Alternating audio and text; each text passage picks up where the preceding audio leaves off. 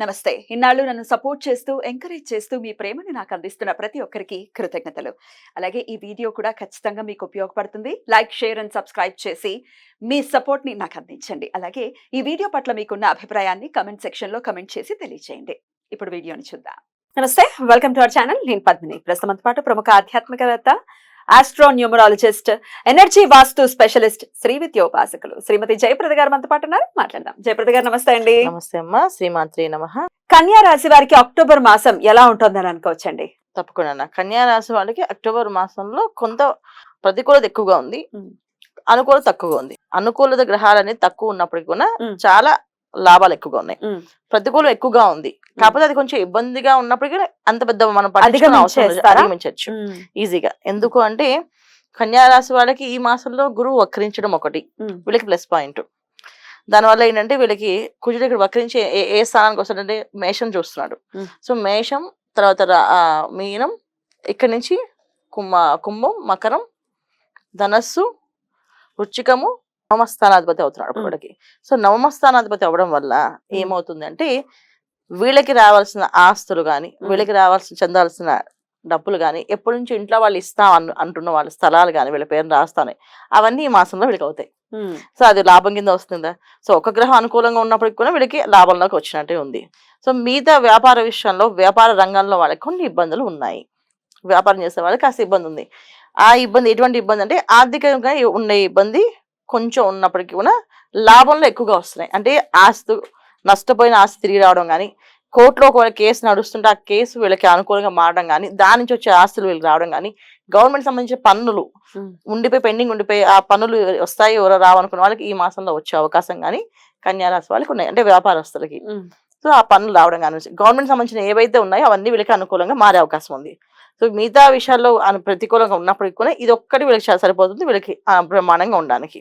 ఉద్యోగస్తులకి సామాన్యంగా ఉంది. ఉద్యోగంలో ఎటువంటి ఇబ్బందులు లేవు, నడుస్తూ ముందుకు వెళ్తూ ఉంది. కొత్త ఉద్యోగాలు ప్రయత్నం చేసే వాళ్ళకి ఈ మాసంలో కొంచెం అనుకూలంగా ఉంది, ప్రయత్నం చేసుకోవచ్చు. చక్కగా ఆ ఉద్యోగం వచ్చే అవకాశం ఉంది. వివాహ సంబంధాలు, వివాహాల విషయంలో కొంచెం జాగ్రత్తగా ఉండాలి. వివాహ విషయాల్లో మాత్రం వీళ్ళకి ప్రతికూలత ఉంది.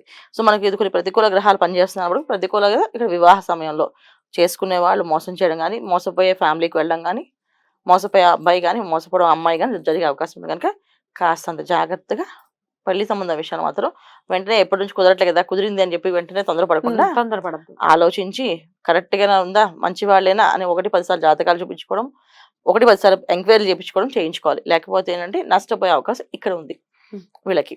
తర్వాత సంతాన భాగ్యం ఉంది, అది బ్రహ్మాండంగా సాగుతుంది. అది లేదు ఎందుకు వీళ్ళకి దశమస్థానంలో కుజుడు, తర్వాత లాభస్థానంలో కుజుడు రావడం వల్ల యోగ్యుడైన సంతానం కలిగే అవకాశం ఉంది. అంటే వచ్చే సంతానం ఇంటికి పేరు తెచ్చేవాళ్ళు, వాళ్ళ వంశానికి పేరు తెచ్చేవాళ్ళు ఉంటారు. అందుకని సంతాన భాగ్యం బ్రహ్మాండంగా ఉంది, బాగుంది. ఇంకా ఉద్యోగస్తులు వాళ్ళకి నార్మల్ ప్రైవేట్ రంగాల్లో పనిచేసే వాళ్ళందరికీ బాగానే ఉంది. గవర్నమెంట్ రంగాల్లో పనిచేసే వాళ్ళకి కాస్తంత ఇబ్బంది ఉంది, కానీ బాగానే ఉంది. ఇబ్బంది అనేది ఖచ్చితంగా ఉంటుంది ప్రతి ఉద్యోగంలో. కొంచెం స్ట్రెస్ ఎక్కువగా ఉండడము, కొంచెం ఎక్కువ పని చేయడము, ఎక్కువ టైం వర్క్ చేయాల్సి వచ్చే అవకాశం కన్యా రాశి వాళ్ళకు ఉంది. ఇంకా ఏంటంటే వీళ్ళకి కన్యా రాశిలో కేతువు, రవి, బుధులు రాశిలో ఉండడం వల్ల తర్వాత 10వ తరగతి తర్వాత 16వ తరగతి తర్వాత బుధుడు ప్లస్ రవి మారడం వల్ల అనారోగ్య సమస్య వచ్చే అవకాశం ఉంది. కొంచెం ఇంట్లో కానీ బయట కానీ ఆహారాన్ని బయట నుంచి కొనుక్కోకుండా ఇంట్లో వండుకొని తినడానికి ప్రయత్నం చేయండి. ఇంటి ఆహారాన్ని తీసుకోవడం మాత్రమే ఎక్కువ ప్రయత్నం చేయండి ఈ మాసం అంతా. ఆహారాలతో వచ్చే ఇబ్బందులు ఎక్కువగా ఉన్నాయి వీళ్ళకి. అంటే ఇండైజెషన్ సిస్టమ్ ప్రాబ్లం రావడం కానీ, డైజెషన్ అవ్వకపోవడం కానీ, ఫుడ్ పాయిజన్ అవ్వడం కానీ, పొద్దున్న వండిన ఫుడ్ని సాయంత్రం తింటే అది పాయిజన్గా మారడం కానీ జరిగే అవకాశం ఎక్కువగా ఉంది ఈ మాసంలో వీళ్ళకి. అందుకని ఆహారాన్ని వేడిగా వండుకొని తినడం అనేది ఉత్తమమైన ఫలితాలు. ఎందుకంటే అన్ని విధాలా అన్ని విషయాల్లో వీళ్ళకి బాగున్నప్పటికీ కూడా మార్నింగ్ ఏదో మంచి ఉద్యోగం ఆఫర్ వచ్చింది, మార్నింగ్ వెళ్ళాలి, కానీ నైట్ తిన్నాము అది పడలేదు, అది రేపు పొద్దున్న వెళ్ళడానికి లేకుండా ఇబ్బంది పడ్డారనుకోండి, అది ఆఫర్ పోయినట్టే కదా. అలాగా ప్రతికూలంగా గ్రహాలు పనిచేస్తాయి మన మీద. అంటే అనుకూలంగా ఉన్నప్పటికీ ప్రతికూల గ్రహాలు ఎక్కువగా ఉన్నాయి కదా ప్రభావం. దీనివల్ల ఏంటంటే ఎక్కువ ఇబ్బంది వచ్చే అవకాశం ఉంది. అది ఏదైనా రావచ్చు. నేను సింపుల్ గా చెప్పా అర్థం అవ్వాలని, చిన్న విషయానికి చెప్పా కానీ అది పెద్ద విషయంగా అవ్వచ్చు. అది కొంతమంది వీసా పాస్పోర్ట్ తీసుకుని వేరే అదర్ కంట్రీకి వెళ్ళాలి, ఫుడ్ పాయిజన్ అయింది, వెళ్ళలేకపోయాడు, మోషన్స్ అవుతున్నాయి, వెళ్ళలే కదా. సో అలాంటి సిచ్యువేషన్స్ వచ్చే అవకాశం ఈ కన్యా రాశి వాళ్ళకి ఈ మాసంలో ఉన్నాయి. అందుకే ఆహార నియమాలు ఖచ్చితంగా పాటించండి. బయట ఆహారాన్ని అస్సలు తినకండి. ఇంట్లో వండుకొని ఇంట్లో తినడానికి ప్రయత్నం చేయండి. కుదరని పరిస్థితుల్లో ఆలోచించి తినండి. మంచి హోటల్కి వెళ్ళి తినడం అనేది కరెక్ట్ కాదు చూసుకుని తినడం. ఆహారం వల్ల వచ్చే ఇబ్బందులు ఎక్కువగా ఉన్నాయి ఈ మాసం అంతా వీళ్ళకి. రవి బుధులు ద్వితీయంలో మారినప్పుడు, శుక్రుడు వృచ్చికంలో మారినప్పుడు ఖచ్చితంగా ఫుడ్ పాయిజన్స్ అయ్యే అవకాశం ఉంటుంది. అది డ్రింక్స్ అవ్వచ్చు, కూల్ డ్రింక్స్ అవ్వచ్చు, లేకపోతే ఆల్కహాల్ అవ్వచ్చు, ఏదైనా సరే అది పాయిజన్ గా మారుతుంది.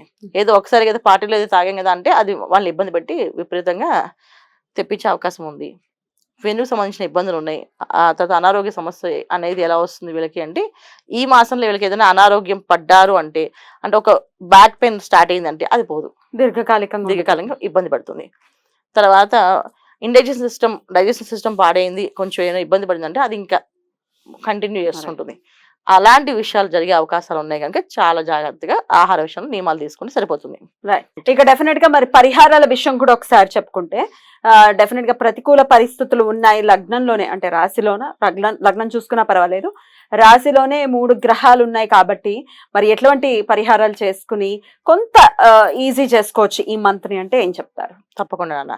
కాకపోతే ఏంటంటే మనం పరిహారాలు ఎప్పుడు కూడా గోచార ఫలితాలు ఇవి. సో గోచార ఫలితాలు మన జన్మరాశిలో మనకుండే మన కన్యా రాశి, నాది కన్యా లగ్నం, నా దశ ఇది, అంతర్దశ ఇది నడుస్తుంది, దశలో రాహు దశ గానీ శని మహాదశ గానీ నడుస్తుంది అంటే అప్పుడు ఈ దశ ఇంకొంచెం ప్రభావం ఈ గోచార ఫలితాలు కూడా వాళ్ళకి యాడ్ అయ్యి అది కొంచెం ఇబ్బంది పెడుతుంది. వాళ్ళకి మంచి దశలు నడుస్తున్నాయి బాగుంది అంటే ఈ దశ కాస్త ప్రతికూలత తగ్గుతుంది, అనుకూలత పెరుగుతుంది. సో అందుకని గోచార ఫలితాలు ఎప్పుడు కొన్నాయంటే తీసుకోవడం అంటే మన జన్మజాతకం ఉంది అంటే భయపడట్లేదు. జన్మజాతకం లేదు అనుకున్న వాళ్ళు జాగ్రత్తగా ఉండడం అనేది చాలా అవసరం. 50% పనిచేస్తప్పుడు ఇవి ఖచ్చితంగా జాగ్రత్తగా ఉండాలి.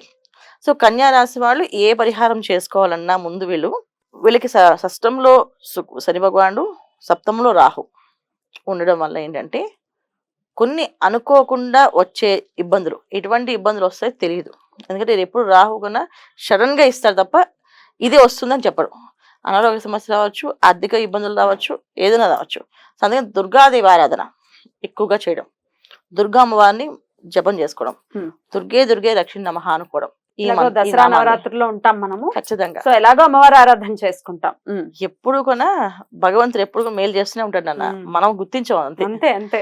ప్రతి మాసం ఆయన ఏదో ఒక మేలు చేస్తాడు. ఇప్పుడు ఈ కన్యారాశి వాళ్ళకి దుర్గమ్మవారు ఆరాధించాలి, కానీ నవరాత్రులు వస్తాయి చూడు, చక్కగా నవరాత్రులు అందరూ పూజ చేసుకుంటాం. ఇది ఒక అనుకూలంగా మారిపోతుంది.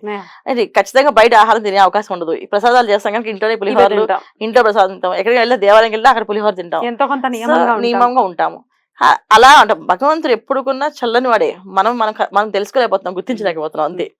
గుర్తిస్తే చక్కగా మంచి పరిహారం వీడికి నిజంగా బాగుంది. మీరు అన్నట్టు అమ్మవారి ఆరాధన చేసుకోవడం సూపర్ పని చేస్తుంది వీళ్ళకి. చక్కగా దుర్గమ్మవారిని దుర్గే రక్షణ నమః అనుకుంటూ దుర్గా ఆరాధన చేసుకోవడం, తర్వాత అమ్మవారి సేవ చక్కగా నవరాత్రులు పూజలు చేసుకోవడం చాలా ఉత్తమమైన ఫలితాలు వస్తాయి అన్న. రైట్. అలా రావాలి కన్యా రాశి వారికి. తులారాశి గురించి తెలుసుకుందాం. నమస్కారం. నమస్తే అమ్మ. శ్రీమాత్రే నమః.